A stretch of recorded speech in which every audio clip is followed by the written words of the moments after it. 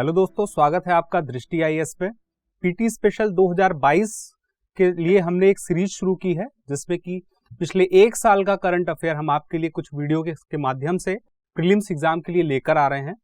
और पर्यावरण पारिस्थितिकी के खंड का आज यह चौथा वीडियो है और उम्मीद है कि आपने पिछले 3 वीडियो देखे होंगे और अगर अभी तक आपने नहीं देखे हैं तो उन्हें जरूर देखिएगा, आपके लिए जरूरी ही वो लाभदायी होंगे। तो अब चलिए शुरू करते हैं चौथी वीडियो की पहली खबर से। तो पहली खबर जो है आईपीसीसी की छठी आकलन रिपोर्ट अभी हाल ही में आ गई है और इस आकलन रिपोर्ट में साफ साफ एक बात क्या लिखी हुई है कि यह छठी आकलन रिपोर्ट है। इसका मतलब 5 रिपोर्ट पहले भी आ चुकी हैं और बात की जाए पहली रिपोर्ट कब आई थी तो पहली रिपोर्ट 1990 में, दूसरी 1995 में, तीसरी 2001 में, चौथी 2007 में, पांचवी 2015 में और उसके बाद छठवीं रिपोर्ट जो आई है वर्ष 2021-22 के दौरान 22 में आई है। ठीक है, अभी हाल ही में ये भी छठी रिपोर्ट भी 3 भाग में प्रकाशित हुई थी। तो रिपोर्ट का जो दूसरा भाग था उसमें जलवायु परिवर्तन के प्रभावों, जोखिमों, कमजोरियों एवं अनुकूल विकल्पों से संबंधित चर्चाएं की गई थी। लेकिन अगर बात की जाए कि पहले में क्या था तो पहले भाग में जलवायु परिवर्तन के भौतिक विज्ञान से संबंधित कुछ बातें थी जिन्हें बताया गया था और तीसरे पार्ट में यानी कि जो अंतिम भाग था उसमें उत्सर्जन को कम करने की बात की गई थी। किसकी बात की गई थी? कार्बन उत्सर्जन को कम करने की बात बताई गई थी, उसके कुछ उपाय बताए गए थे। तो अब इस रिपोर्ट के प्रमुख बिंदु क्या हैं? इस रिपोर्ट के प्रमुख बिंदु हैं 2040 से पहले वैश्विक तापमान 1.5 डिग्री सेल्सियस की वृद्धि की संभावना है। मतलब कि आपको याद होगा जो पेरिस समझौता हुआ था 2015 में, वह जो हुआ था वह आईपीसीसी की जो 5वीं रिपोर्ट थी उसके आधार पर हुआ था और उस वक्त पेरिस समझौते में यह तय किया गया था कि जो वैश्विक तापमान है वो 21वीं शताब्दी में 2 डिग्री सेल्सियस से कम करके 1.5 डिग्री सेल्सियस तक लेके जाना है। किस आधार पर?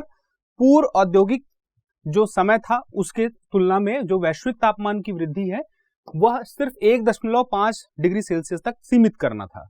लेकिन अब यहां पे रिपोर्ट में देखें तो 2040 से पहले ही वैश्विक तापमान में 1.5 डिग्री सेल्सियस की वृद्धि की संभावना दर्ज हो रही है। इसका मतलब यह हुआ कि वह जो समझौता था, वहां जो कोशिशें की गई थी या प्रयास करने की बात की गई थी कि हम इस सदी में 1.5 डिग्री सेल्सियस की ही वृद्धि अधिकतम प्राप्त करने की कोशिश करेंगे, उससे ज्यादा नहीं, वह 2040 तक में ही पूरी होती नजर आ रही है। मतलब कि वह समझौता एक तरह से विफल होता जा रहा है। भारत एक संवेदनशील हॉटस्पॉट के रूप में चिन्हित हुआ है।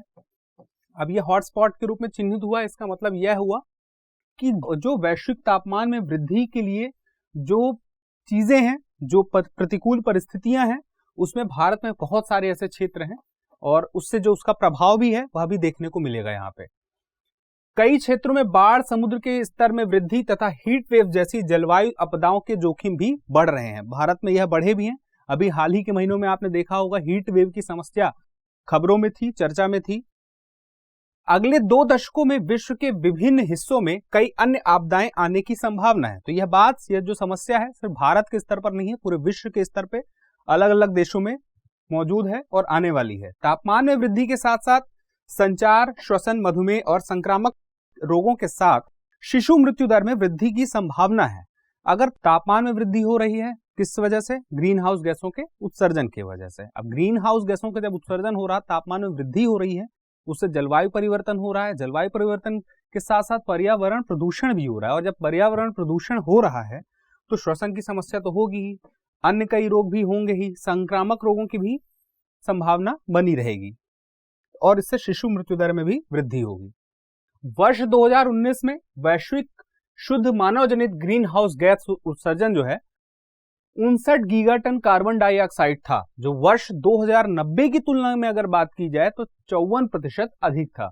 मतलब 50% से कहीं ज्यादा हो चुका है।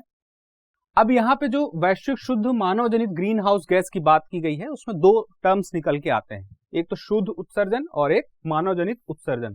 तो शुद्ध उत्सर्जन से क्या तात्पर्य है कि दुनिया के जंगलों और महासागरों द्वारा अवशोषित किए गए उत्सर्जन से, मतलब कि जो जंगल हैं और महासागर हैं कार्बन सिंक का काम कर रहे हैं, कार्बन स्टॉक का काम कर रहे हैं, उनके द्वारा कार्बन अवशोषित किया गया और उनके किए गए उत्सर्जन में कटौती के बाद जो उत्सर्जन बचा, मतलब कि एक तो जो उत्सर्जन हो रहा है ग्रीन हाउस गैसों का, कार्बन का उत्सर्जन हो रहा है, उसमें कुछ उत्सर्जन क्या किया कि जंगलों ने और महासागरों ने स्टॉक कर लिया। उसके बाद अवशोषण करने के बाद कुछ बच गया, जो रह गया, उसको हम क्या कहेंगे? शुद्ध उत्सर्जन कहेंगे। अब बात की जाए मानव जनित उत्सर्जन की, तो मानव जनित उत्सर्जन क्या है? जैसे कोयले को जलाने या जंगलों को काटने जैसी मानव जो गतिविधियां हैं उनकी वजह से होगा। तो इसमें क्या होता है कि जैसे मानव गतिविधियों में जीवाश्म ईंधन है, जीवाश्म ईंधन का दहन होगा पर्याप्त मात्रा में, तो उससे क्या होगा? ग्रीन हाउस गैसों का उत्सर्जन होगा। औद्योगिक क्षेत्र में भी उत्सर्जन होगा। अब बात है कि आईपीसीसी की एक रिपोर्ट है जो, तो इसमें आईपीसीसी क्या है? तो आईपीसीसी है inter government panel on climate change, IPCC. तो जलवायु परिवर्तन से संबंधित विज्ञान का आकलन करने वाली यह अंतरराष्ट्रीय संस्था है। आईपीसीसी की स्थापना अगर बात की जाए तो किस यूएनईपी यानी कि यूनाइटेड नेशन इन्वायरमेंट प्रोग्राम और वर्ल्ड मेट्रोलॉजिकल ऑर्गेनाइजेशन द्वारा वर्ष 1988 में की गई। यह संभावित जोखिमों के साथ अनुकूल तथा शमन के विकल्प भी उपलब्ध कराती है। मतलब यह है, यह संस्था न सिर्फ यह बताती है कि आने वाले समय में क्या समस्याएं हैं, क्या जोखिम है, वह यह भी बताती है कि इसके लिए क्या किया जाना ठीक रहेगा। उपायों की बात भी की जाती है। अब इसी में और बातें हैं कि वर्ष 1990 में, जैसा कि आपने बताया था कि यह रिपोर्ट पहली बार प्रकाशित हुई थी, और अभी तक कितनी बार आ चुकी है? तो चूंकि ये 6वीं है तो सीधी सी बात है कि 6 बार आ चुकी है। प्रत्येक 7 वर्ष में आईपीसीसी तैयार करता है यह रिपोर्ट। और यह किस प्रकार की रिपोर्ट होती है? मूल्यांकन रिपोर्ट। मूल्यांकन रिपोर्ट से सीधा सा मतलब यहां पे ये है कि जलवायु परिवर्तन के लिए जो दुनिया भर के देश हैं वे क्या एक्शन ले रहे हैं, उस एक्शन के आधार पर एक मूल्यांकन होता है और उस मूल्यांकन के आधार पर यह रिपोर्ट तैयार होती है। तो 4 अन्य मूल्यांकन रिपोर्ट जो पहले की प्रकाशित हुई हैं, 4 नहीं बल्कि 5 हुई हैं, 1990, 95, 2001, 2007 और 2015 और उसके बाद 2022। उसके बाद हमारी अगली खबर है परमाफ्रॉस्ट थॉविंग से। यहां फोटो से संबंधित आप देख सकते हैं। तो परमाफ्रॉस्ट थॉविंग क्या है, इसको समझने के पहले देखते हैं कि चर्चा में क्यों है। तो आईपीसीसी जिसकी भी बात चली थी कि रिपोर्ट में ग्लोबल वार्मिंग के साथ आर्कटिक परमाफ्रॉस्ट में आ रही गिरावट का हुआ है जिक्र। तो परमाफ्रॉस्ट जो है आर्कटिक क्षेत्र से संबंधित है, और परमाफ्रॉस्ट आर्कटिक क्षेत्र से संबंधित है। तो उसके बारे में अभी जो मुख्य बात आपको बताऊं तो यह है कि जो जमीन में बर्फ जमी रहती है वह 2 वर्ष या उससे अधिक समय के लिए जब जमी रहती है, जब उसका तापमान जो है वह उस जगह का, उस जमीन का तापमान 0 डिग्री सेल्सियस या उससे कम होता है, तो उसको हम क्या कहते हैं? परमाफ्रॉस्ट। तो थॉइंग से तात्पर्य यह है कि उसका विघटन यानी कि वह पिघलने लग जाए। तो एक डॉक्टर क्रिस्टोफर आर बर्न जो कि इंटरनेशनल परमाफ्रॉस्ट एसोसिएशन के अध्यक्ष भी हैं, ने परमाफ्रॉस्ट के तरल होने के परिणामों पर चर्चा की है। मतलब यही है कि वह जो परमाफ्रॉस्ट है वह पिघल रहा है, तरल हो रहा है, तो उससे क्या प्रभाव पड़ेंगे। सीधी सी बात है कि अगर जो प्रभाव है और यह चर्चा में है तो कुछ लाभ नहीं है, इससे कुछ नुकसान ही है, हानि ही है, वह देखना पड़ेगा।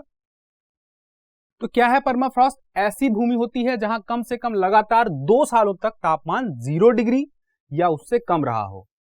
वही बात जो अभी आपसे बताई थी। ऐसी भूमि में मिट्टी, चट्टान, बर्फ और ऑर्गेनिक मटेरियल उपस्थित रहते हैं। मतलब यह जो जमीन है जो कि 2 वर्ष या उससे ज्यादा समय के लिए यहाँ का तापमान 0 डिग्री या उससे कम रहता है, तो जब यह रहता है तो उसके नीचे, जमीन के नीचे, उस बर्फ के नीचे क्या क्या चीजें हमें रहेंगी? बर्फ, मिट्टी भी रहेगी, चट्टान भी रहेगी, बर्फ भी रहेगी और ऑर्गेनिक मटेरियल भी रहेगा। तो अब बात यह कि परमाफ्रॉस्ट का एक बड़ा फैलाव कहाँ पे है? पोलर या सब पोलर रीजन में है। मतलब की बात की जाए जो आर्कटिक क्षेत्र का आसपास का एरिया है वहीं पे पोलर सब पोलर क्षेत्र में, तो जैसे रशिया हो गया वहां पे भी इसका है प्रभाव देखा गया है, कनाडा है वहां पे भी इसका प्रभाव देखा गया है। जब यह पिघल रही है तो उसके पिघलने से हो यह रहा है कि जैसे रशिया की बात की जाए तो वहां पे क्या हो रहा है कि वो पिघल रही है, तो जो वहां का रेलवे है वो प्रभावित हो रहा है। ऐसे कनाडा की बात की जाए, वहां की सड़कें हैं जिस प्रकार से वो बनी हुई थी, उसके पिघलने की वजह से जिस क्षेत्र में यह परमाफ्रॉस्ट है वहां पे नुकसान हो रहा है। और इनको बनाने के लिए अब चूंकि वह परमाफ्रॉस्ट का एरिया है, वहां पे जब कनाडा सरकार जैसे सड़क बना रही है जहां पहले बनी हुई थी और पिघल नहीं रही थी, तो उसको बनाने की लागत कम थी, लेकिन अब वह लागत जो है आधे किलोमीटर के लिए भी $500 मिलियन तक की जा रही है, काफी महंगी पड़ रही है। तो यह नुकसानदायक तो है ही। और दूसरी बात जो कही गई कि ऑर्गेनिक मटेरियल भी हैं और बहुत सारी चीजें हैं। जैसे एक मैमूथ नाम का एक जानवर है प्राचीन काल का, जैसे वहां से मिला था, तो अब मान लीजिए कि जब परमाफ्रॉस्ट थाविंग होगी, मतलब कि वह जब तरल होने लगेगा, तो उससे क्या होगा कि वह जानवर जो है उसका वो डिग्रेड होने लगेगा, और डिग्रेड होने से वातावरण में बैक्टीरिया आने लगेंगे और बैक्टीरिया आएंगे। इसके अलावा जैसे वायरस हो गया, फंगस हो गया, बहुत सारी चीजें हैं जो वहां से रिलीज होंगी। जब वो रिलीज होंगी तो उससे क्या होगा, उससे होगा यह कि लोगों में यानी कि दुनिया में एक अन्य प्रकार की महामारी के आने का खतरा भी बना रहेगा। अब बात की जाए कि ये परमाफ्रॉस्ट पूरे विश्व में कितने हैं, 15% हिस्सा पूरे विश्व का कवर करते हैं। अन्य कुछ प्रमुख बिंदु हैं। बर्न के मुताबिक इसके पिघलने से दबे ऑर्गेनिक मटेरियल वातावरण के सीधे संपर्क में आएंगे, जो जैसे मैंने आपको एग्जांपल दिया था महमूद का, उससे होगा कि जब वो सीधे संपर्क में आएंगे तो माइक्रोबायोटा का मतलब यह है कि जैसे बैक्टीरिया, वायरस, फंगस, इनका जो समूह है बहुत बड़े आकार में, बहुत बड़ी मात्रा में जो एक समूह होता है उसको माइक्रोबायोटा कहते हैं, कि रिएक्शन से होंगे ये विघटित। अब जब ये विघटित होंगे तो उससे क्या होगा कि वही बात कि महामारी का खतरा, अन्य तरह की बीमारियों का खतरा भी बना रहेगा। इसके कारण मीथेन और CO2 जैसी गैसें होंगी रिलीज और बनेंगी ग्लोबल वार्मिंग का कारण। अब जो है कि अगर पूरे वैश्विक स्तर पर देखा जाए तो 10 बिलियन टन कार्बन का उत्सर्जन होता है, ठीक है। लेकिन अगर हम बात करें कि यहां पे इस परमाफ्रॉस्ट में कितना बिलियन टन कार्बन मौजूद है जो अंदर दबा हुआ है, लगभग 1500 बिलियन टन है। तो कहां 10 और कहां 1500। इसमें अगर यह थाविंग हो गई अच्छी तरह से, तो यह 1500 बिलियन टन का अगर कुछ मात्रा भी अगर पूरे पर्यावरण में, वातावरण में आ गया, तो कितना ज्यादा उत्सर्जन हो जाएगा और उससे कितना तापमान, वैश्विक तापमान बढ़ेगा, जलवायु परिवर्तन होगा, इसका अंदाजा आप भी लगा सकते हैं। परमाफ्रॉस्ट के कमजोर होने से उपध्रुवीय क्षेत्रों के परिवहन और इंफ्रास्ट्रक्चर पर भी होगा इसका असर। जो बात मैंने आपसे कनाडा और रशिया के लिए बताई थी, वही सिचुएशन यहाँ पे होगी। जैसे वहां का रेलवे, वहां की सड़क उसके पिघलने से प्रभावित होगी। ऐसे क्षेत्रों में भूमि का कठोर होना जरूरी है। अगर भूमि कठोर नहीं रहेगी तो जो इंफ्रास्ट्रक्चर है वह बहुत प्रभावित होगा और उसकी लागत भी जो है वह बढ़ेगी। परमाफ्रॉस्ट थाविंग का सबसे बड़ा असर रूस के ट्रांस साइबेरियन रेलवे और कनाडा के रेलवे पर होगा। इसके अलावा क्या बात बताई गई है कि जो वायरस और बैक्टीरियाज के विकसित होने का भी एक कारण होगा, वही है कि वह अब पर्यावरण में इधर से उधर जब वो रिलीज होंगे तो उससे बीमारियों का खतरा भी बना रहेगा। अगली खबर है फ्लेक्स फ्यूल व्हीकल से। अभी जैसे कि जो व्हीकल्स हम यूज करते हैं उसमें बहुत सारा उत्सर्जन होता है, जैसे नाइट्रोजन ऑक्साइड का होता है, कार्बन डाइऑक्साइड का होता है, कार्बन मोनोऑक्साइड का होता है, पार्टिकुलर मैटर का होता है 2.5 और 10, पार्टिकुलेट मैटर का होता है PM 2.5 और PM 210 का होता है। तो उसमें कम से कम यह जो ये रिलीज हो रहे हैं ये कम से कम हो और नेट जीरो इमिशन की तरफ हम बढ़ सकें, उसके लिए जरूरी क्या है कि कुछ ऐसे ही चर्चा में खबरें और आए और वास्तविकता में इनका प्रयोग भी बढ़ता रहे। तो क्या है फ्लेक्स फ्यूल व्हीकल्स, ये आप देख भी सकते हैं, कार है।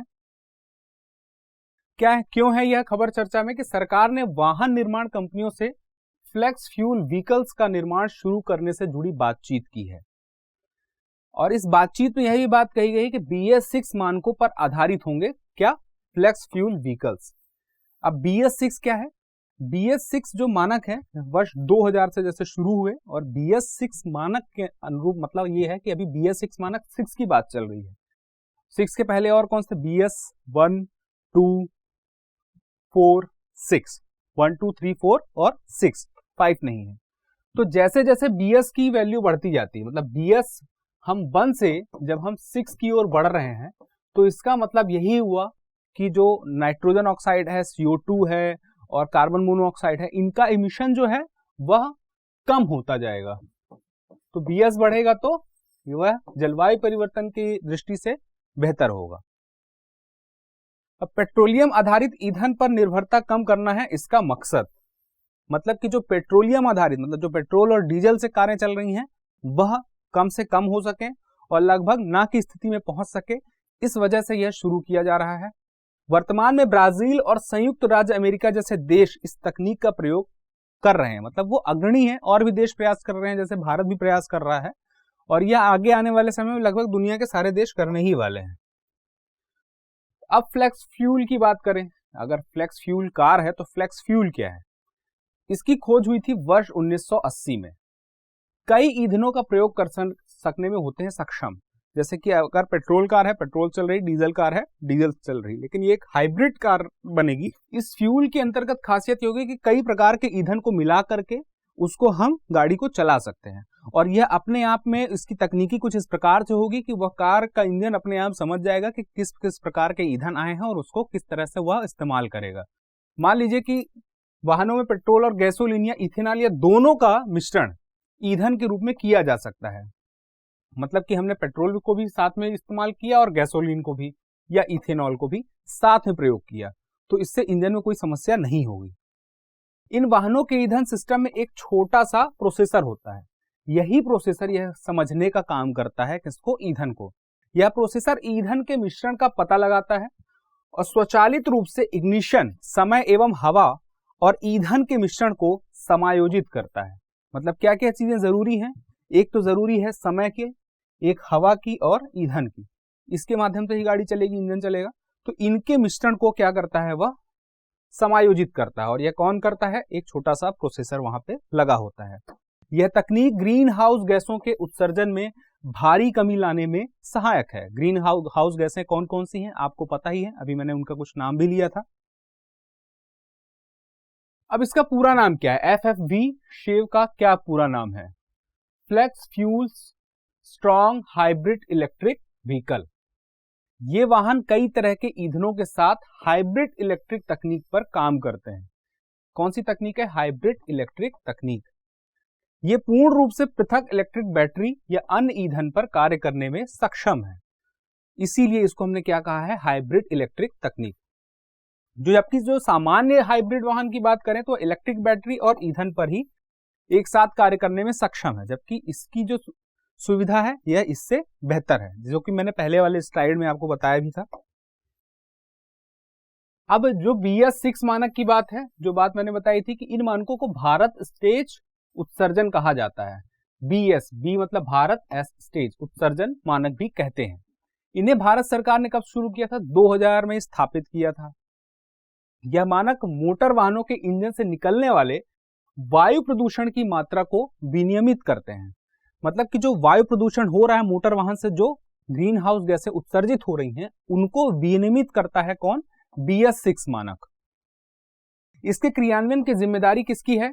केंद्रीय प्रदूषण नियंत्रण बोर्ड की है। BS6 मानकों के उत्सर्जन में सल्फर की मात्रा 10 पार्टिकल प्रति मिलियन होगी, जबकि BS4 में कितनी थी? 50 पार्टिकल प्रति मिलियन। मतलब आप देखिए कितना अंतर आ जाता है BS4 और BS6 में, जो कि बेहतर है। नाइट्रोजन के ऑक्साइडों की मात्रा पेट्रोल वाहनों में लगभग 25% और डीजल वाहनों में लगभग 68% तक कम हो जाएगी। मतलब जो नाइट्रोजन के ऑक्साइड हैं उसमें भी यह BS6 जो है बेहतर प्रदर्शन कर रहा है। इसके अलावा अगली खबर है लीफ गठबंधन की। अब देखिए इस लीफ गठबंधन जो है यह चर्चा में क्यों है? जो लीडर समिट ऑन क्लाइमेट 2021 हुआ में लीफ यानी कि lowering emissions by accelerating forest finance गठबंधन की घोषणा की गई, और ये किसमें की गई? लीडर समिट ऑन क्लाइमेट 2021 में। लीफ गठबंधन उष्णकटिबंधीय वनों की रक्षा हेतु अब तक के सबसे बड़े सार्वजनिक निजी प्रयासों से एक है। मतलब यहाँ पे सिर्फ सार्वजनिक की बात नहीं है, यहाँ पे सार्वजनिक और निजी प्रयास दोनों मौजूद हैं। यह कम से कम $1 बिलियन अमेरिकी डॉलर जुटाने में सक्षम उष्णकटिबंधीय वनों की रक्षा के लिए प्रतिबद्ध देशों के वित्त पोषण में होगा। मतलब कि जो ऐसे प्रतिबद्ध देश हैं उनके लिए कितनी राशि है? $1 बिलियन की, अमेरिकी डॉलर की। अब बात की जाए कि यह लीफ क्या है। जो लीफ है, इस लीफ गठबंधन में अमेरिका, यूनाइटेड किंगडम और नॉर्वे की सरकारों का एक समूह है। जैसे कि मैंने पहले भी कहा था, सार्वजनिक और निजी दोनों भागीदारी इसमें मौजूद हैं।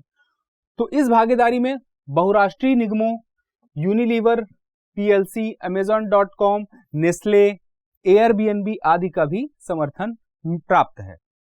तो लीफ के लिए परिणाम आधारित वित्त पोषण मॉडल तैयार किया जाएगा और प्रदर्शन को ट्रीज मानक यानी कि REDD+ पर्यावरण उत्कृष्टता मानक के विरुद्ध मापा जाएगा। REDD+ का मतलब क्या है?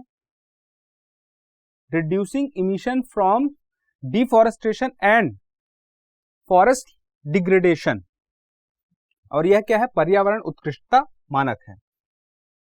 अब बात की जाए कि इस लीव गठबंधन का क्या महत्व है, तो जो महत्व है, जो इसका उद्देश्य है, उसी से हमें उसके महत्व का अंदाजा चल रहा है कि पहली बार ऐसा हुआ है कि निजी नेतृत्व यानी कि जो प्राइवेट कंपनियां हैं वह जुड़ी हैं, और इससे क्या होगा? कार्बन सिंक को बढ़ावा मिलेगा। मतलब कि कार्बन सिंक यानी कि कार्बन का अवशोषण ज्यादा बेहतर होगा और बढ़ेगा। यह पेरिस समझौते के तहत राष्ट्रीय स्तर पर निर्धारित योगदान प्राप्त करने में मदद करेगा। पेरिस समझौते में यह तय किया गया था कि जो भी विकसित देश हैं, विकासशील देश हैं और अल्प विकसित देश हैं, वह क्या है कि कार्बन सिंक को बढ़ाने का प्रयास करेंगे। लेकिन इसके लिए कोई ऐसा दबाव वाला टारगेट नहीं था, वह स्वेच्छा से था कि आप कितना कार्बन सिंक को बढ़ाना चाहते हैं। तो यह मदद करेगा किसके लिए? पेरिस समझौते के राष्ट्रीय स्तर पर निर्धारित योगदान को प्राप्त करने के लिए। साथ ही यह REDD+ उद्देश्यों को प्राप्त करने में भी मदद करेगा। अगली खबर है ब्लू फ्लूट से। ब्लू फ्लूट का आप ये चित्र देख सकते हैं जिसमें कि यह मछली है, और इससे आपको अंदाजा लग रहा होगा कि ब्लू फ्लूट का सीधा सीधा मतलब क्या है। मतलब जैसे मछली है, सी ककम्बर है, स्टारफिश है, ऑक्टोपस है, बहुत सारी चीजें हैं। तो द खबर क्या है कि the launch of the blue food assessment, एक असेसमेंट है जिसमें कि बात की गई है ब्लू फूड की। ब्लू फूड के पर्यावरणीय प्रदर्शन शीर्षक रिपोर्ट में, यह जो द ब्लू फूड असेसमेंट की बात है, मतलब उसको हिंदी में क्या कहेंगे? ब्लू फूड के पर्यावरणीय प्रदर्शन शीर्षक रिपोर्ट के, उसमें क्या बात की गई है कि ब्लू फूड को पर्यावरणीय रूप से अधिक टिकाऊ बनाने का अभी रास्ता बचा हुआ है। मतलब कि इसमें जिक्र किया गया है कि इसे और टिकाऊ बनाया जा सकता है। यह रिपोर्ट ब्लू फूड असेसमेंट के हिस्से के रूप में प्रकाशित हुई है। Blue food assessment Stockholm resilience centre, Stanford विश्वविद्यालय और गैर लाभकारी संस्थान जिसका नाम क्या है? EAT के बीच एक सहयोग मंच है। अब ब्लू फूड की बात की जाए तो ब्लू फूड जो होता है जलीय जानवरों, पौधों, शैवाल से प्राप्त भोजन है। तीन बातें थी, क्या थी? जलीय जानवर, पौधे और शैवाल। ताजे पानी और समुद्री वातावरण दोनों में ही पाए जाते हैं। मतलब कि ये समुद्र में भी पाए जाएंगे और जो ताजे पानी के जो सोर्स हैं, वाटर बॉडीज हैं, वहां भी ये पाए जाएंगे। कई ब्लू फूड प्रजातियां ओमेगा 3 फैटी एसिड, विटामिन और खनिजों के लिए महत्वपूर्ण है। मतलब कि जो यह ओमेगा 3 है, फैटी एसिड है, विटामिन है, खनिज है, इससे क्या है? यह हमारे लिए पोषण देने वाली चीजें हैं। तो यह पोषण बढ़ाने के लिए, पोषक तत्वों की पूर्ति करने के लिए बहुत ही लाभदायक रहेंगी। अब बात यह है कि अगर फिशिंग की बात की जाए, जैसे ब्लू फूड में फिशिंग की भी बात आएगी, मछली पकड़ी जाएगी, तो फिशिंग किस प्रकार की होती है? दो तरह की होती है। एक तो होती है कि कैप्चर फिशिंग और एक होती है कल्चरल फिशिंग। अब अगर बात की जाए कि कैप्चर फिशिंग क्या है और कल्चरल फिशिंग क्या है, तो जब हम मछली को, जैसे समुद्र में गए, वहां पे हमने पुराने तरीके से जाल डाला और मछली को पकड़ के ले आए, तो इसको हम क्या कहेंगे? Capture fishing.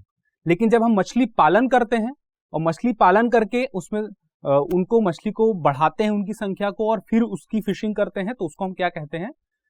Cultural fishing. ठीक है। इनमें बेहतर प्रबंधन और अनुकूलन के माध्यम से ग्रीन हाउस गैस उत्सर्जन को कम करने की होती है क्षमता। किसकी बात की जा रही है? कि जो यह ब्लू फूड होते हैं वह क्या होते हैं कि अनुकूलन के माध्यम से इनका ग्रीन हाउस गैस उत्सर्जन कम करने की क्षमता होती है। मतलब कि अगर हम ऐसा कर लें कि जैसे मान लीजिए कि इनको पकड़ने के लिए जो इंस्ट्रूमेंट यूज होते हैं उनका हम बेहतर उपयोग करें, उनको अभी और अपग्रेड करें, तो उस अपग्रेड करने से क्या होगा कि ग्रीन हाउस गैसों का जो उत्सर्जन है जितना हो रहा है उससे कम होगा। ब्लू फूड को बढ़ावा देने से कई सतत विकास लक्ष्यों SDG 2, जिसमें कि पोषण और समुद्री संसाधनों का सतत उपयोग को पूरा करने में मदद मिलेगी। अब बात यह है कि ये जो सतत विकास लक्ष्य हैं 2030 के, मतलब के लक्ष्य हैं, कितने हैं? 17 के आसपास हैं। तो उनमें अधिकतर लक्ष्य ऐसे हैं जिन्हें कि हम प्राप्त कर सकते हैं। किसके माध्यम से? ब्लू फूड के माध्यम से, जिसमें कि हम कुछ ऐसा प्रबंधन करें, यानी कि उसकी इफिशियंसी इस प्रकार से बढ़ाएं कि ग्रीन हाउस गैसों का उत्सर्जन कम हो सके। अगली खबर है जलवायु सुविधता सूचकांक से।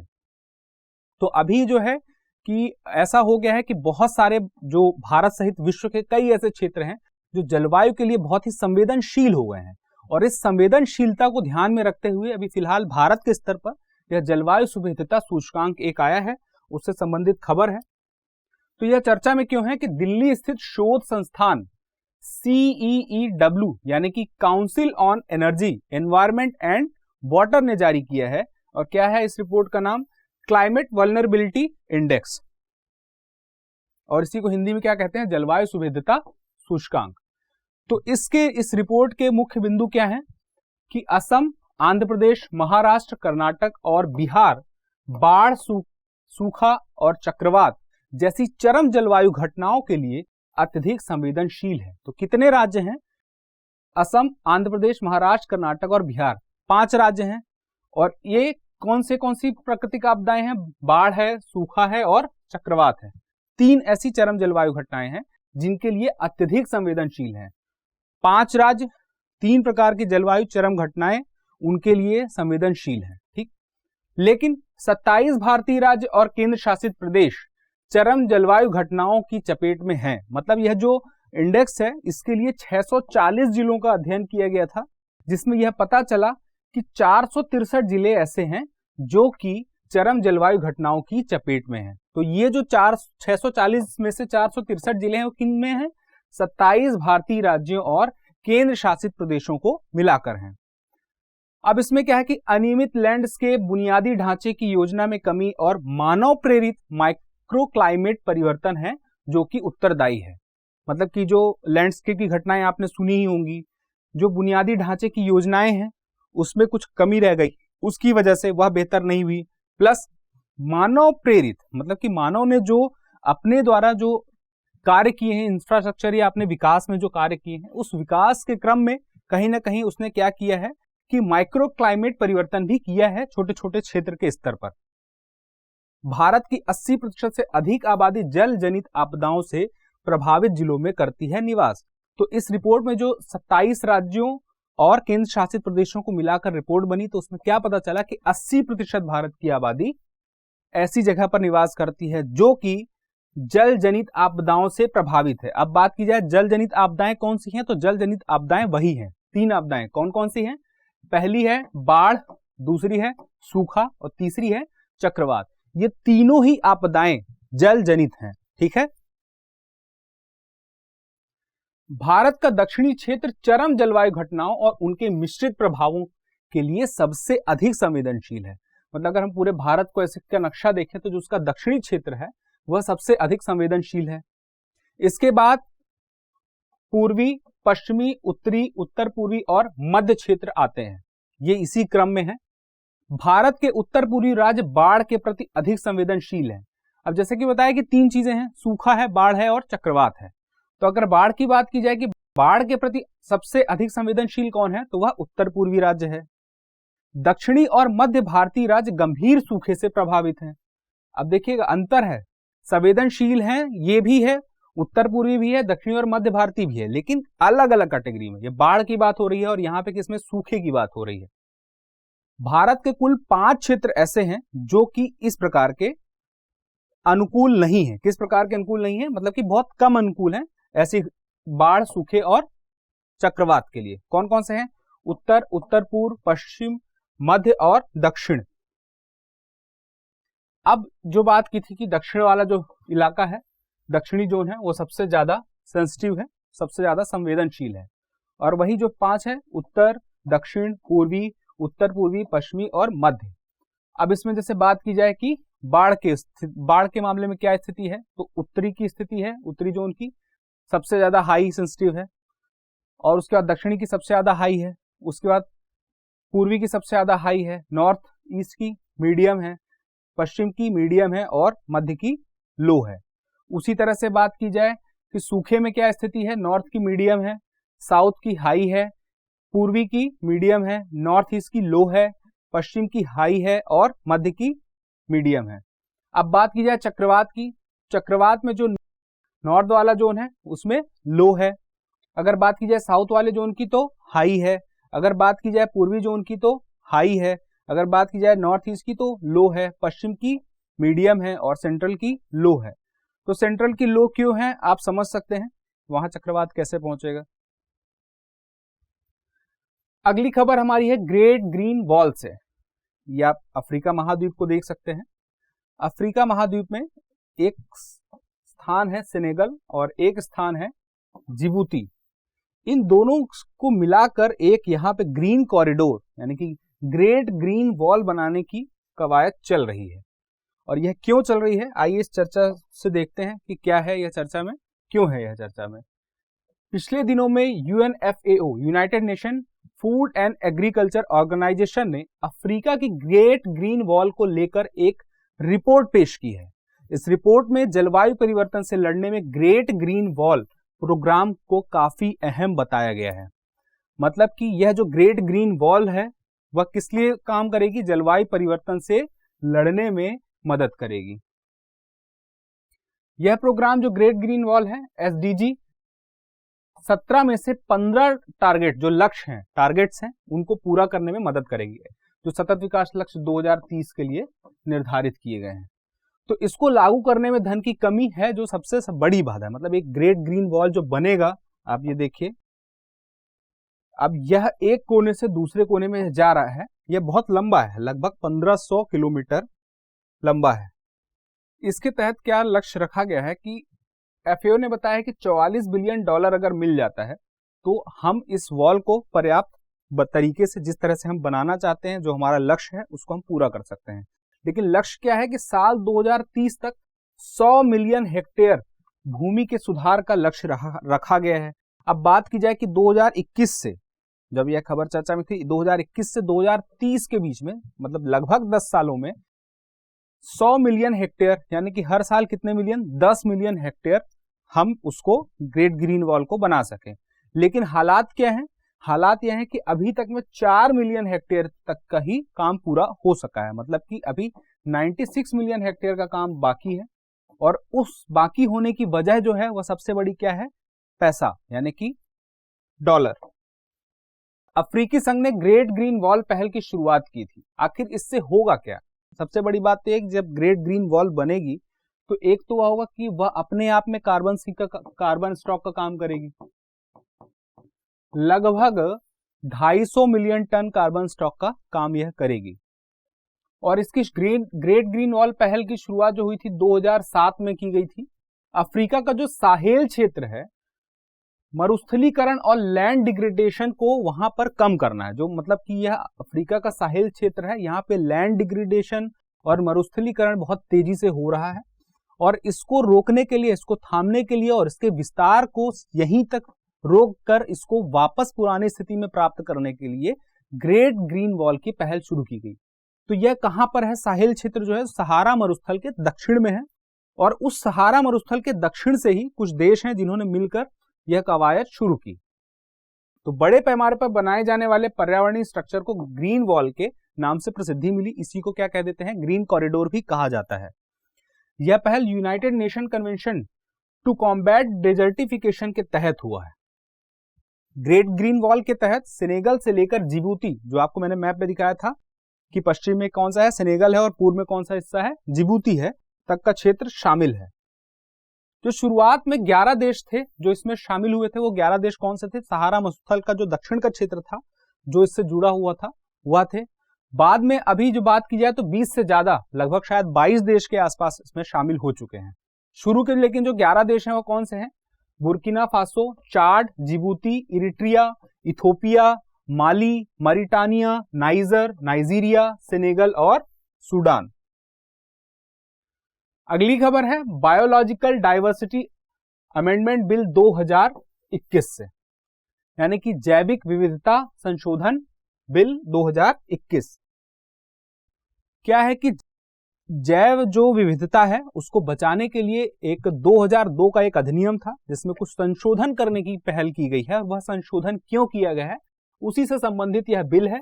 और उसको समझना होगा कि biological diversity amendment bill 2021 Lok Sabha में पेश किया गया था। कब? अभी दिसंबर 2021 में। इस बिल को संयुक्त संसदीय समिति के पास भेजा गया। इसके जरिए क्या बात कही गई कि जो आयुष प्रैक्टिशनर्स हैं, मतलब जो आयुष प्रैक्टिशनर्स हैं वह यह चाहते थे, उन्होंने ही सरकार से सिफारिश की थी कि जो बायोलॉजिकल डाइवर्सिटी एक्ट 2002 के दायरे से उनको बाहर कर दिया जाए। ऐसा क्यों कर दिया जाए कि यह जो 2002 वाला एक्ट था उसमें आयुष प्रैक्टिशनर के लिए कुछ प्रतिबंध लगाए गए थे। उस प्रतिबंध को लगाने की वजह से वह ज्यादा शोध नहीं कर पा रहे थे। मतलब आयुष प्रैक्टिशनर से क्या मतलब है, जो आयुर्वेद और यूनानी से संबंधित अन्य इस प्रकार के जो संबंधित डॉक्टर्स हैं वो जो उस मामले में शोध नहीं कर पा रहे थे, उस शोध ना कर पाने की वजह से, चूंकि भारत पूरे दुनिया में इस मामले में आयुष के मामले में बहुत प्रसिद्ध है कि उसकी दवाएं बहुत ही प्रभावी हैं, तो उसमें अगर शोध ज्यादा नहीं होगा तो ज्यादा दवाएं अभी जो बन सकती हैं वह नहीं बन पाएंगी। और पेटेंट के मामले में भी इस वजह से काफी धीमापन चल रहा था। तो भारतीय परंपरागत दवा क्षेत्र की पहुंच जैविक संसाधनों और परंपरागत ज्ञान तक करने की बात कही गई है। मतलब जो लोकल लोग हैं वहां के, जैसे जो आदिवासी लोग हैं, जनजाति लोग हैं, जिनको की जैसे मान लीजिए हल्दी हो गया, अश्वगंधा हो गया, इन चीजों के बारे में नॉलेज है, जिनको इस चीज में पता है कि इसको कैसे इसको मेडिसिन की तरह यूज किया जाता है, तो वहां तक की पहुंच किनकी हो सके, आयुष प्रैक्टिशनर्स की हो सके बिना किसी रोक टोक के। जैव विविधता के संरक्षण के मकसद से लागू किया गया था बायोलॉजिकल डाइवर्सिटी एक्ट, जो कि आपको पहले ही बताया था। लेकिन अभी जो यह संशोधन हुआ है वह किस लिए हुआ है, वह सीधे सीधे आयुष प्रैक्टिशनर्स के लिए लाभ पहुंचाने के लिए हुआ है। बाजार में आयुर्वेदिक दवाइयां, हर्बल दवाइयां और ज्यादा बन सके, उन पे और शोध हो सके, इसके लिए किया गया है। तो नए जो संशोधन है उसमें क्या प्रस्ताव है, जंगली औषधि पौधों पर दबाव कम करने के मकसद से मेडिसिनल प्लांट्स की खेती को बढ़ावा दिया जाएगा। मेडिसिनल प्लांट्स मतलब वही है कि जो आयुष प्रैक्टिशनर्स हैं उसकी खेती को बढ़ावा देकर के ज्यादा से ज्यादा शोध कर सकेंगे। आयुष प्रैक्टिशनर्स को जैव संसाधनों या ज्ञान का प्रयोग करने से पहले बायोडाइवर्सिटी बोर्ड्स को सूचित करने से छूट मिली है। मतलब अभी तक क्या होता था, आयुष प्रैक्टिशनर्स को बायोडाइवर्सिटी बोर्ड्स जो है उनसे सिर्फ ये नहीं था कि सूचित करना है, उनसे परमिशन लेनी पड़ती थी, और जब वो परमिशन देते थे तभी वह आगे की प्रोसेस पूरी हो पाती थी। उस चक्कर में होता यह था कि टाइम टेकिंग बहुत हो जाता था और कभी कभी इतना लंबा समय बीत जाता था कि उसकी महत्व जो था वह रह नहीं जाता था। तो शोध की प्रक्रिया में इससे क्या होगा, तेजी होगी, और जो पेटेंट एप्लीकेशन प्रोसेस को भी इसमें सरल बनाया गया है। अब इसमें क्या था कि कुछ कामों को गैर अपराध की श्रेणी में डाल दिया गया है। अब गैर अपराध की श्रेणी में डाल दिया गया है, इस वजह से क्या हो रहा है कि कुछ जो पर्यावरणविद हैं उन्होंने इस अमेंडमेंट बिल पर सवाल भी उठाए हैं कि यह बाजार के हिसाब से तैयार किया गया है, ना कि जैव विविधता के संरक्षण के लिए तैयार किया गया है। अच्छा, इस बिल को आने के बाद से एक चीज यह भी पर्यावरणविदों ने कहा कि मान लीजिए कि कोई व्यक्ति है कि वो विदेशी आदमी है, वह आता है इंडिया में, और चूंकि अब कुछ प्रतिबंधों को हटा दिया गया है, वह आता है लोकल लोगों से मिलता है और मान लो कि किसी औषधि के बारे में ज्ञान प्राप्त करता है और उसको जाकर के अपने देश में उस प्रकार की औषधि आसानी से बना लेता है। तो इसको हम क्या कहते हैं, इसको हम कहते हैं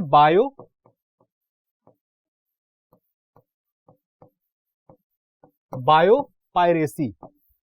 इसका सीधा मतलब यह है कि यह बायोपायरेसी है। पायरेसी का मतलब आप समझ रहे हैं, और यह कौन सी है, बायोपायरेसी। ठीक है। अब इससे और दूसरा यह है, इसके अगर फायदे की बात की जाए तो जैव संसाधनों के क्षेत्र में विदेशी निवेश को बढ़ावा मिलेगा। अगर बहुत सारे प्रतिबंधों को कम किया जाएगा तो विदेशी निवेश बढ़ेगा।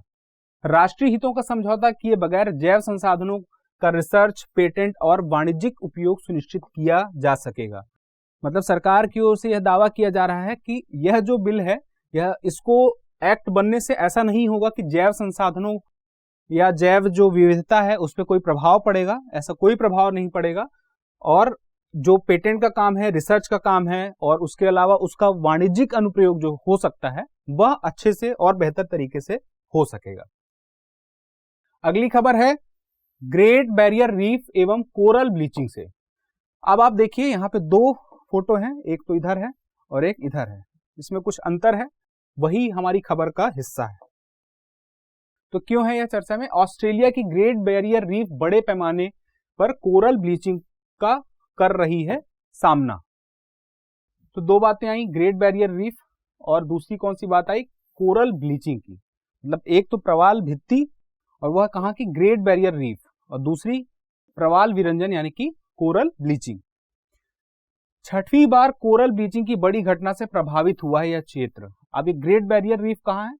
ऑस्ट्रेलिया के उत्तर पूर्व में है, प्रशांत महासागर में है। पहली बार इतनी व्यापक कोरल ब्लीचिंग की घटना इस पर कब हुई थी? 1998 में। अब बात ये है कि कोरल रीफ क्या है और दूसरा कोरल ब्लीचिंग क्या है। तो कुछ सूक्ष्म जीव होते हैं जो मिलकर एक कैल्शियम कार्बोनेट नाम की संरचना से एक कोरल बनाते हैं, और उस कोरल में क्या होता है कि जूजैंथी नामक जो प्लांट होता है वह उसमें मिल जाता है, जुड़ जाता है जूजैंथली, और जूजैंथली और ये कैल्शियम कार्बोनेट की जो संरचना होती है, जब ये आपस मिल जाते हैं तो वहां पर फोटोसिंथेसिस का कार्य का होता है, और उस फोटोसिंथेसिस के कार्य के प्रोसेस से फायदा यह होता है कि जो जलीय पारिस्थितिकी है वह बहुत अच्छी हो जाती है। वहां पे बहुत लोग समुद्री जीव जो है अपना घर बना लेते हैं, अपना आवास बना लेते हैं। उससे फायदा यह होता है कि जो पारिस्थितिकी तंत्र है वह और बेहतर हो जाता है। लेकिन अगर कोरल ब्लीचिंग होगी मतलब यह कैसे होगी? कोरल ब्लीचिंग से सीधा सीधा मतलब यह है कि जैसे ही प्रदूषण बढ़ेगा, अगर प्रदूषण बढ़ता है, प्रदूषण के अलावा और क्या है कि अगर अम्लता बढ़ती है, वहां पर जलवायु परिवर्तन होता है, वैश्विक तापमान में वृद्धि होती है, प्रदूषण बढ़ता है, अम्लता बढ़ती है, तो उससे होगा यह कि कोरल ब्लीचिंग होगी। कोरल ब्लीचिंग से मतलब यह है कि जो प्लांट्स हैं, जो जैंथली हैं, उस संरचना से अलग हो जाएंगे, जो कैल्शियम कार्बोनेट की जिसे कैल्सिकस कहते हैं, उससे अलग हो जाएंगे। जब वह उससे अलग हो जाएंगे तो उससे क्या होगा कि जो पारिस्थितिक तंत्र है, समुद्री पारिस्थितिक तंत्र है, वह प्रभावित होगा, उससे समुद्री जीवों के जीवन पे खतरा भी आएगा। इसलिए यह चर्चा की बात है।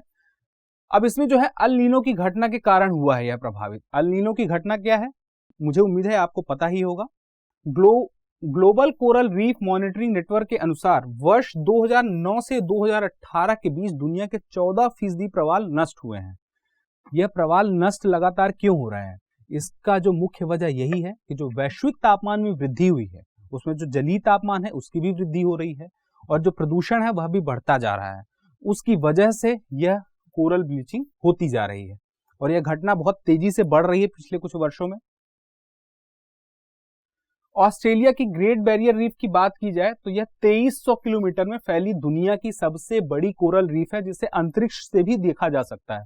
और इसकी एक खासियत यह है कि यह सूक्ष्म जीवों या जीवों द्वारा बनाई गई इतनी बड़ी एकल संरचना जो है विश्व की सबसे बड़ी एकल संरचना है। यह 400 विभिन्न प्रकार के कोरल्स, 1500 मछलियों की प्रजातियों, मोलस्क आदि को आश्रय प्रदान करती है। जिसके लिए मैंने कहा था कि अगर यह प्रभावित होगी कोरल रीफ, तो कितना जलवायु जो पारिस्थितिकी तंत्र है उसका जल का वह कितना प्रभावित होगा।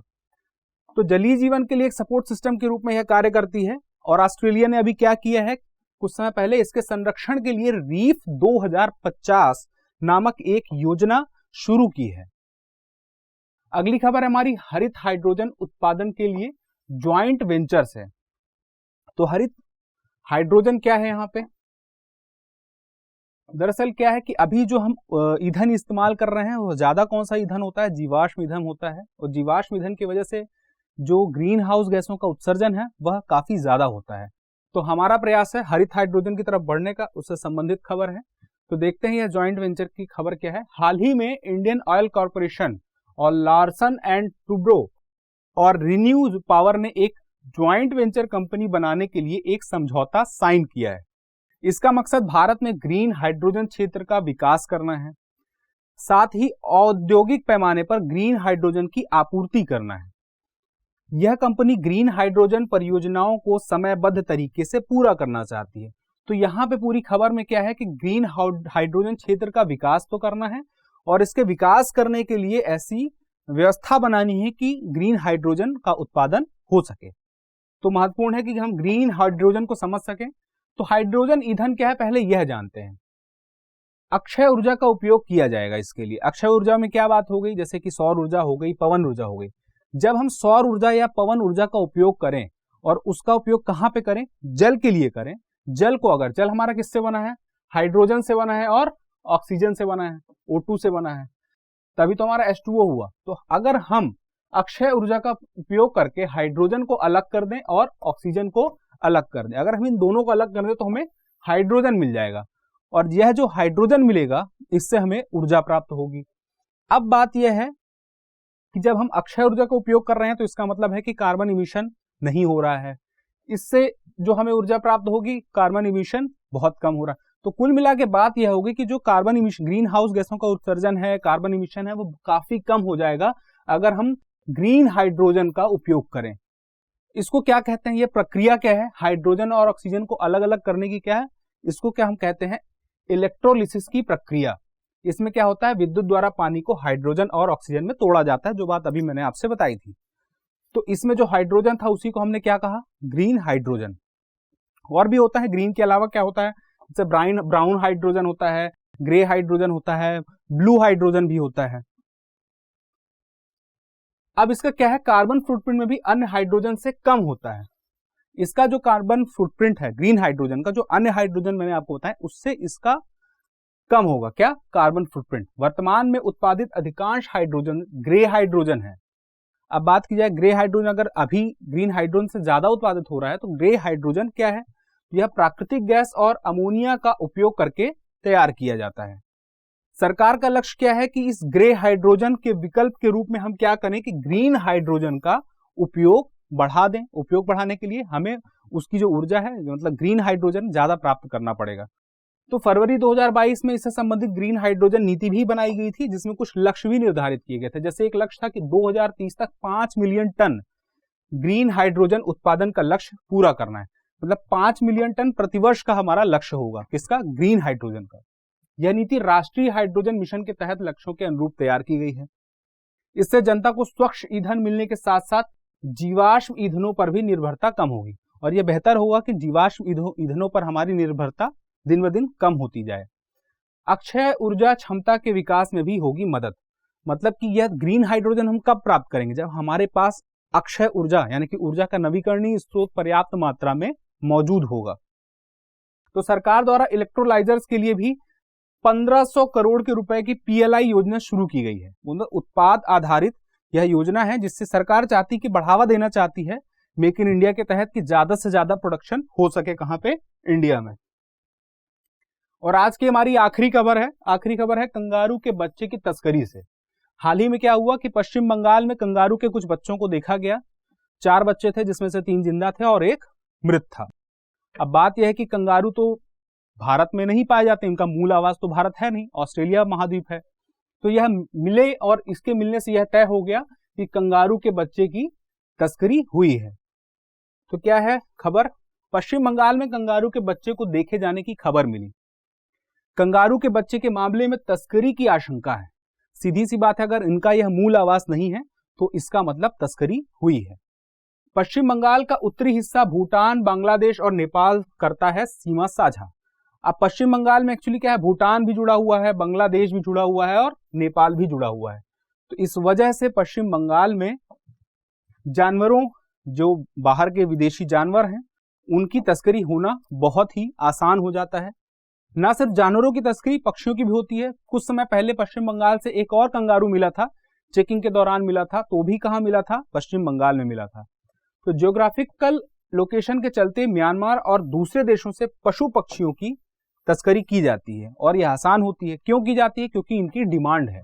और इसकी डिमांड है, अगर मान लीजिए कि इस बात पे जोर दिया जाए कि इसकी डिमांड ही ना रहे, इसकी डिमांड को ही डिमोरलाइज कर दिया जाए, तो क्या इसकी तस्करी होगी, नहीं होगी। वन्यजीव संरक्षण कानून के तहत केवल नेटिव स्पीशीज शामिल है। मतलब जो वन्यजीव संरक्षण कानून है उसमें सिर्फ कहां की बात की गई है, नेटिव स्पीशीज शामिल है। लेकिन कंगारू तो नेटिव नहीं है, यानी कि देशज नहीं है, वह कहां का है, ऑस्ट्रेलिया महाद्वीप का है। अगर कोई व्यक्ति ऐसे जीवों को पालता है तो उसे किसे बताना पड़ेगा, पर्यावरण मंत्रालय के परिवेश पोर्टल पर जानकारी देनी होगी। तो यह जो तस्करी हो रही थी, मतलब कि यह किसी से बताया नहीं गया था, किसी को इसकी सूचना नहीं दी गई थी। और इसका मूल स्थान तो आपको बता ही दिया गया है कि ऑस्ट्रेलिया महाद्वीप है। यह जो कंगारू होते हैं मर्सुपियल की कैटेगरी में आते हैं, जो कि एक तरह के स्तनपायी हैं। और इनकी खासियत क्या है कि मर्सुपियल जो जीव होते हैं उनमें एक थैलीनुमा संरचना होती है, आपने देखा भी होगा, जिसमें वे क्या करते हैं, अपने प्री मैच्योर नवजात को पालते हैं, अपने बच्चों को उसमें किसमें पालते हैं, थैलीनुमा उस संरचना में। और इसको क्या कहा गया है, इस प्रकार की कैटेगरी में रखा गया है मर्सुपियल कंगारू। कंगारुओं के पिछले पैर काफी लंबे होते हैं, आपने देखा होगा किस प्रकार से वो खड़े हो जाते हैं दो पैर पे। तो ये तो सामान्य जानकारी है, लेकिन IUCN के रेड लिस्ट में इनकी क्या स्थिति है यह जानना हमारे जरूरी है कि लीस्ट कंसर्न से लेकर ये अब कहां पहुंच चुके हैं, क्रिटिकली इंडेंजर्ड की श्रेणी में आ चुके हैं। तो इस प्रकार से आज की हमारी यह खबर सारी समाप्त होती है और उम्मीद है कि आपको यह वीडियो बहुत ही लाभदायी होगा आपके PT 2022 की परीक्षा के लिए। तो यह चौथा और आखिरी वीडियो था। उम्मीद है कि आपने सारे वीडियो अब तक देख लिए होंगे और नहीं देखे हैं तो जरूर देखिएगा। पूरी उम्मीद है कि आपके लिए जरूर लाभदायी होंगे। तो फिर मिलते हैं किसी अगले वीडियो में, तब तक के लिए आपको शुभकामनाएं और स्वस्थ रहिए, मस्त रहिए तथा पढ़ते रहिए।